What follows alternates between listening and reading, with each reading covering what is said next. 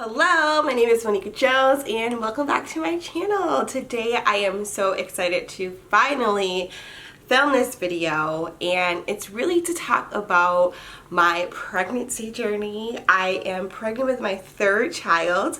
I have an 8-year-old daughter named Zanella and a 5-year-old daughter named Audrey, and I've got another one on the way and due in November of this year. And so I am currently 19 weeks, but I'm gonna backtrack a little bit and talk about my first trimester. I am currently 34 years old. I'll be 35 in August, so I'm still hanging tight to that 34. I don't know how I feel about turning 35 yet. I think I'm a little like, ooh, it's really happening. Like, I'm really gonna be like an adult, which feels still bizarre to me. But anyways, I digress. I am here to talk about my first trimester as a 34-year-old woman who has 2 kids, and how significantly different it has been compared to my other 2 pregnancies. I'm also going to talk about some self-care tips that I think a lot of mamas can use, whether you're pregnant or not, but especially for mamas that are in that first trimester. And they're not going to be your typical self-care tips like take a bath and drink your teas and all that fun stuff, but it's going to really be talking about diving deeper into how can you prepare for the needs that you have, and also how can you let go of the expectations, even though you may not feel like you're really pregnant, but your body is going through a lot. And I think it's important to acknowledge that and make necessary adjustments to make sure you are still taking care of yourself. Okay, so let's dive into what my symptoms were and I guess how this pregnancy has been so different for me. So like I said, I am a third-time mama, and I had both of my babies in my 20s, and I would say that I was very lucky and I was very blessed to have very minimal symptoms with my oldest and with my second child. I got like the typical symptoms of like getting heartburn and swollen towards the 3rd trimester, but I never experienced like morning sickness or any of the typical first trimester symptoms. Well, this little bambino has given me a run for my money and has given me every single first trimester symptom that you can possibly think of I experienced. I found out I was pregnant the first week of March, and I swear to you, as soon as those 2 lines like appeared on that pregnancy test, I started feeling the symptoms right away, which is wild to me. But I instantly started feeling incredibly fatigued. That was the first symptom that I experienced outside of, not having a missed period and whatnot. But I was so fatigued, and I've never felt so tired in my life. Like, I think as moms, like, we are generally just borderline or just like have a baseline of tiredness in us anyways. But this kind of tiredness was like, okay, I feel like I'm paralyzed to the bed. Like, I physically cannot get out of the bed. It was really awful. And it lasted probably 2 months or so. I was feeling just incredibly fatigued.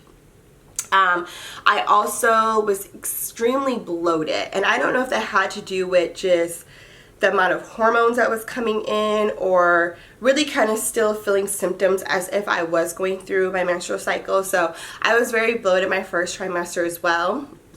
Let me check my notes because I want to make sure I stay on track, because I definitely will be way over here if I don't. Also, I had anxiety, which was really new for me, and really anxiety about like, am I pregnant still? Like, feeling this fear of miscarriage, which is very new for me because I never experienced that with my other 2 kids. When I found out I was pregnant with them, even throughout the first trimester, not going to the doctor, not doing anything besides just getting a pregnancy test, I never had it in my mind that, 1, I was going to miscarriage, or 2, that am I still pregnant? Like, those thoughts were never really crossing my mind. But this one, for some reason, I don't know if it's because I'm older or I'm just in a different state of mind, or my life is just a little different, that I have a little bit more time to think about these things, or I'm more self-aware. But I definitely had a lot of anxiety, and I was able to talk to my therapist about it, and she kind of helped me like navigate through those feelings and whatnot, and just understand that it's okay to have those feelings, that those feelings are normal. But that was a symptom that I was not expecting at all, and that really kind of affected my mental health a little bit. Along with that, I would say a slight moment of depression kind of kicked in for me because I was so fatigued, because I was so sick. My stamina like tanked significantly, and I just felt like I wasn't as productive. I am like a to-do list girl, like through and through. I love to get things done. I had a routine down in February that I felt really good about, and then March hit and I feel like all of the hard work that I did in February just went straight down to the drain, and I wasn't able to create as much, I wasn't able to do as much, and that just made me feel, I wouldn't say worthless, that feels really harsh, but it made me just feel not myself. And when I wasn't doing things that I loved, like, I just felt sad, and I felt like, oh gosh, like what am like I want to do things, but I don't have the stamina to do them. But we'll talk about how I really switched my mindset on that to really take care of myself and be gentle with myself around that. Okay, so the other one is the only food aversion I had was coffee, which is really funny to me because I'm such a huge coffee drinker. Like, I'm a 1 to 2 cup girl every single day, and like there was days where I just like, please, like I don't even want to smell it. I don't want to be near it. But that was really the only food aversion I really had. The other one was just nauseous. Like, I was incredibly nauseous. I had morning sickness. I had afternoon sickness. I had evening sickness. I had in the middle of night sickness. Like, I had basically nausea and like puking every single day, all day, for like a significant amount of time. And like I said before, I never experienced that before, so that was really challenging for me. But it wasn't as bad as, and I do not know the name of this particular symptom, and I'll put it right here, but I did not get to that point, which I'm so grateful for. I have a friend that I know went through that with all of her pregnancies, and I mean, I feel bad even complaining because I can't imagine being that sick, and having to go to the hospital and just feeling like, oh my gosh, like this pregnancy is just like taking everything out of me. So I am lucky that I just experienced the typical, you know, morning sickness that lasted all day, but I am lucky to say that I am not in that space anymore. Once that second trimester hit, all of that kind of like faded away. But we'll dive into second trimester stuff in another video, okay? Let's see, outside of that, the only other thing that I really experienced was just really craving fried food. Like, anything fried and anything with carbs in it, I was like, yes, give it to me now, because that is what I want and that is what I crave. And the one thing I would say that made me really happy, and that gave me a lot of grace around like my diet and what I was eating, was my midwife said to me, I don't care what you eat your first trimester. I know you're going through a lot, and the only thing I care about is that you're eating things that you can actually like hold down. So whatever that looks like, you do it. We will talk about your diet and nutrition in the second trimester, but the first trimester, just get through it. Just try to eat what you can, and we'll talk about the diet later. So that made me feel really good, because I was feeling like super bad. I was like, oh, if I want a healthy pregnancy, this is not going to work if I continue to go at this rate. I'm talking about fast food, French fries, I mean, sweets, donuts, cookie, cake, candy, like anything sweet, fried, and carb loaded. I was like, yes, give it to me. But anyways, let's talk about some of the self-care tips that I have for mamas that are in the first trimester. And here's some of the things that I did that really helped me get through and also helped me prepare for the remaining of my pregnancy. So, number 1, listen to your body and honor your needs. I think this is a self-care, I think this is a self-care tip that I think you should take with you no matter what stage you are in your life, whether you're a mom or not, or you're pregnant or you're not. I think it's incredibly important for us to be self-aware and understand what our body needs and to honor it when we can.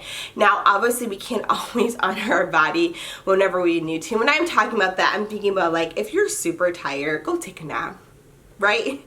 Leave the dishes, leave the laundry. It's fine. Order takeout. Don't stress yourself out by making a full course meal that night, right?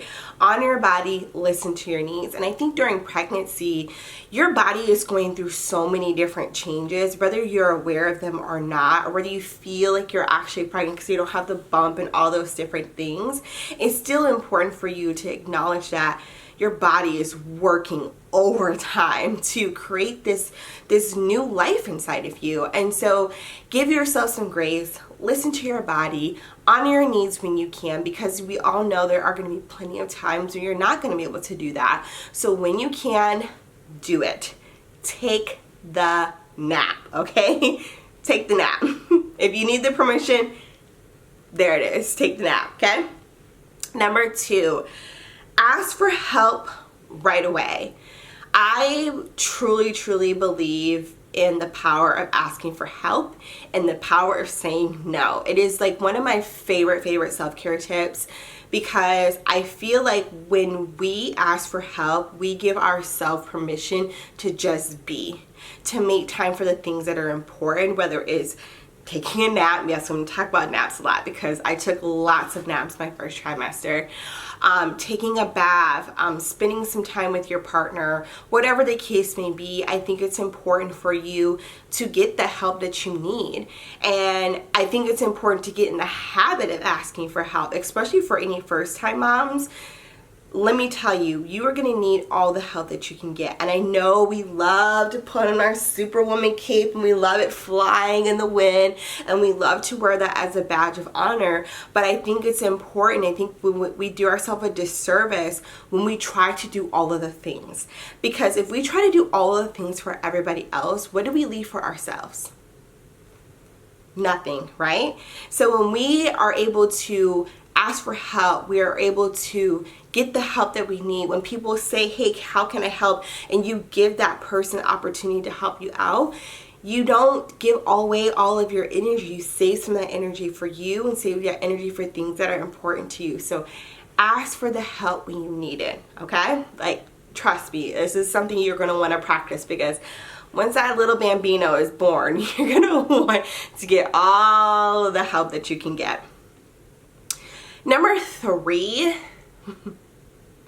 this is one I really struggle with, and I still struggle with it sometimes because, like I said at the beginning, like I am a productivity to-do list crosser, offer, it's even a word, but I love to get things done, and I had to lower my expectations, okay? So that is the third one, lower your expectations.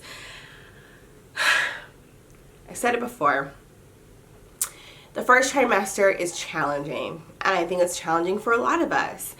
And I think it's really hard to go from being at a certain level of productivity to being smacked down and on your face, right? I think it's really hard, and I think that it messes with you mentally, and you feel like, okay, well, I just gotta like muster up the energy and I know I can get this done. Or, I know that's what I did for myself, is comparing my pregnancy to others. Looking at how other moms were able to do all of the things in their first trimester, and I'm sitting here still in bed at 3 p.m. and not able to like hold food down, right? And I think it's important, one, to not compare ourselves to others, like in general, especially in motherhood, especially in pregnancy, because we all experience different things, and we're all in different seasons, and we all have different capacities and stamina levels, and et cetera, et cetera. And so when we compare, we're really doing ourselves a disservice, right?